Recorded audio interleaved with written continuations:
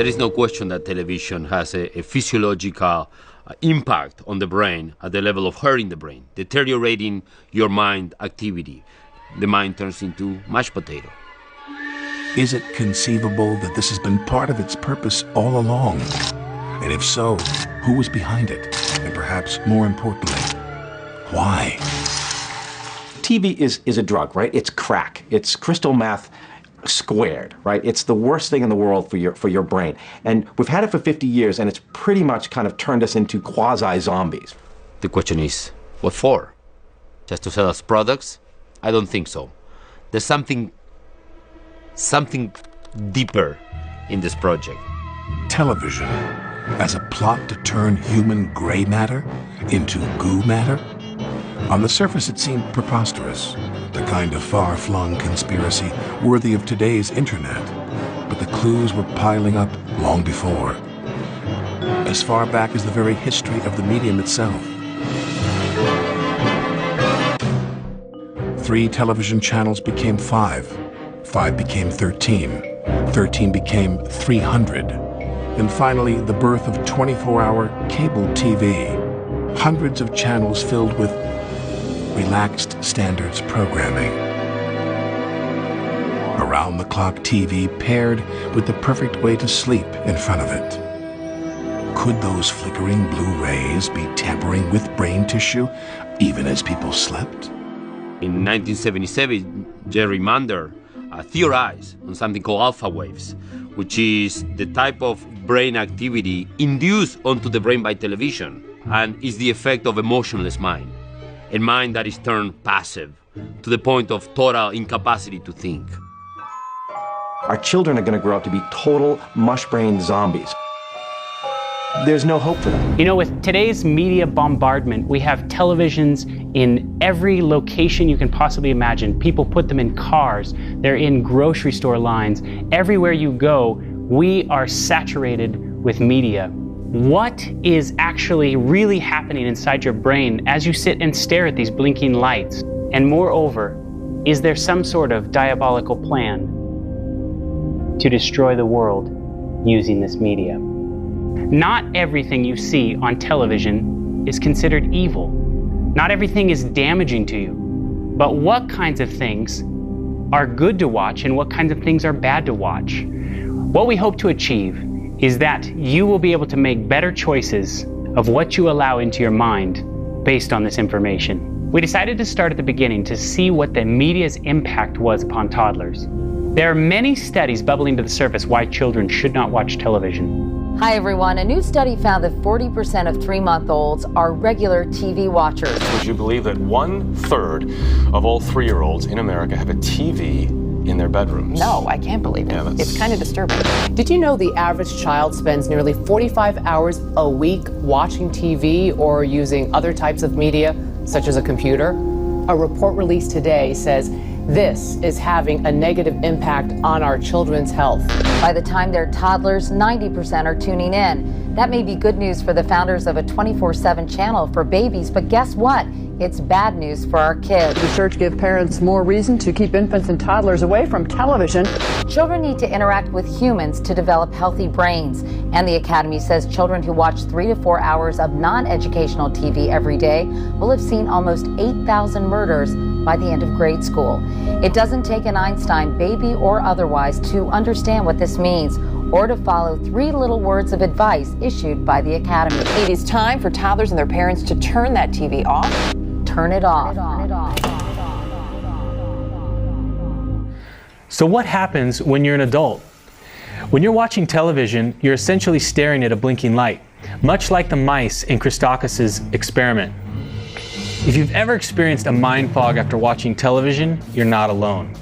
The brain has 4 modes that it operates in, 4 brainwave patterns. Delta is when you're deep asleep, theta is when you're in light sleep, alpha is awake but relaxed. It's the mode of thinking that you are in when you're in the most heightened state of suggestibility. And then there's beta, the highest functioning mode, like when you're reading a book or you're having a very stimulating conversation. In 1969, Herbert Krugman did a study where he found that in less than 60 seconds, the human brain switched from beta brainwave patterns, those exhibited during logical thought, to alpha brainwave patterns. Alpha is not a bad brainwave pattern to be in, but when you're in that brainwave pattern a lot of the time, and if you look at the averages of how much people are watching television, this just leaves the mind unfocused and unable to concentrate. Researchers have said that watching television is similar to staring at a blank wall for several hours. Robert Kuby did a study which appeared in Scientific America in 2002. Looking at how people experienced television in the flow of their everyday life. And we used a beeper technology where we would beep people at intervals, and they would write down what they were doing, how they were feeling, and so on. And I was able to look at this stuff, and I was able to show and demonstrate like what kinds of days people experienced when they would watch more at night. And the answer to that was they felt not very good at work. They had a really bad day at work. I found that people who didn't have a good tolerance for what I called unstructured time watched more TV. And I would say this is probably true for use of the internet too. If you don't feel comfortable with yourself and you need to fill up that time when you're by yourself and you don't have anything else to do, then what are you going to do? You're going to gravitate to the easiest, most inexpensive medium that was ever invented, which is virtually free, television, and fill up your mind with something else. So it's a kind of form of escapism. The effects of television on the mind are probably one of the most studied aspects of our society. And one of the things that takes place in the mind is that the frontal lobe is being bypassed. Within minutes of sitting down and watching television, the frontal lobe activity simply goes almost to nothing. The frontal lobe of the brain is the seat of spirituality, morality, and the will. It's actually the analytical portion of our brain, and it's actually the decision maker. And so it's a crucial aspect in regards to our future success and happiness, is how well our frontal lobe is functioning. And unfortunately, entertainment television suppresses the frontal lobe of the brain. Actually, in about 90 seconds of viewing it, the frontal lobe circulation begins to go down, and it actually has an adverse effect. And the interesting thing is, people watch entertainment television often due to the fact that they feel a little depressed or anxious, and it kind of calms them. But in reality, it's a very short-term fix, and it's going to complicate things in the long run. Of course, I'm most known for the one who treats depression and anxiety. In fact, we treat the most severe forms of depression and anxiety.